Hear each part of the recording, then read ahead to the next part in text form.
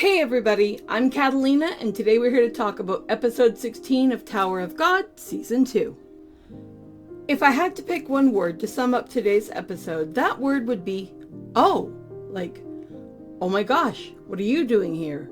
Oh, I didn't see that coming. Oh, that's gonna bite you in the ass long term. Oh, I bet you didn't think about that.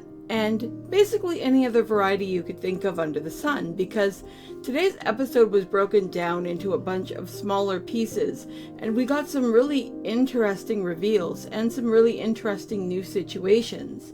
I came into this episode with 1,001 questions, and although we got some new stuff that's very interesting to look at, I feel like I've left this episode with 1,001 more that I didn't see coming, and that's really interesting. I like some of the character dynamics that we saw here, and I like seeing how some of the different characters are interacting.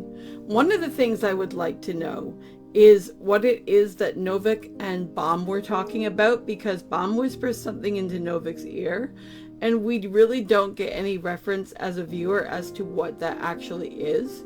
We do see them meet up later in the episode, but I was still a bit confused overall about what was going down there. One thing that I thought was really cool is that we actually get to see Rak, whom we haven't seen for quite a while, and it seems by the end of the episode that he has located and is following Kun around because he keeps saying Blue Turtle. So I wonder if we're going to see some kind of reunion between the two. I also wonder what Rak's current goals and objectives actually are. What is he up to? I know he was looking for Baam earlier. I wonder what he'll think if he meets up with Kun, because Kun has potentially seen Baam, and I think we're closer to buying into the idea that he understands that he's seen Baam, especially after this episode. But we don't have full 100% confirmation, nor have the two actually had any form of an actual discussion. We get more information about the little girl with the octopus who has taken Prince and Mensing hostage and who plans to turn them into puppets.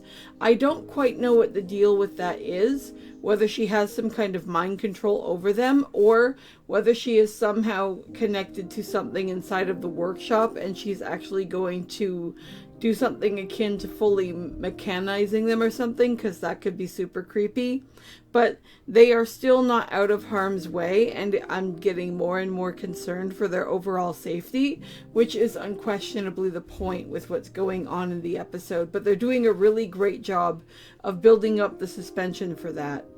That situation also gave us a fantastic opportunity to see more interaction between Kun and Zhao Wanyan, and the fact that they're kind of oil and water and bounce off of each other. Although I will give Kun credit for the fact that as he spends more time working with Zhao Wanyan, he sees more and more with each of these characters why it is that Baam would actually care about them and want to protect them. And I think that's really cool, because Baam is a very different kind of character than Kun is. And I think that I've said before that I see a part of the earlier seasons Baam in some of these characters, in their innocence, in their own like being here for specific reasons. And it can be frustrating as a viewer because you're like, they're so weak. But I mean, strength isn't the only reason that somebody tries to do something. And weak people can still show internal strength by being determined enough to try and do things. And I think that's something that can often be overlooked, especially in the context of an action or drama series like this. But I'm definitely concerned about those two, and I really want to see what goes down with them. We also get something really interesting near the end of the episode, where we actually see Dorsey get a hold of the guy that Baam helped in an earlier episode, and she's all like, where did Biole go? Where did Biole go? And the guy's like, who? Because that's not who Baam introduced himself to the guy as. And the guy's like, that's the 25th Baam. And she's like, no it isn't, that's Biole. And then she thinks for a minute and she's like, oh shit. That was definitely a moment I really thought was interesting. It seems like we're pretty much done with the gun game. We seem to have everybody who is going to be on the Archimedes have gotten on there by the end of the episode, and we know a bunch of the characters who made it, but we also know that there are some characters who made it that we didn't necessarily see. So it'll be interesting to see who we'll actually be dealing with going forward. We also had the absolutely fascinating situation happen where Baam was fighting against people and somebody was injured, and Baam kind of went a little crazy in a way we haven't seen him done before. Now, we did have the right-wing devil guy talk to him about whether or not he had something inside of his body. And as far as Baam was aware, he didn't.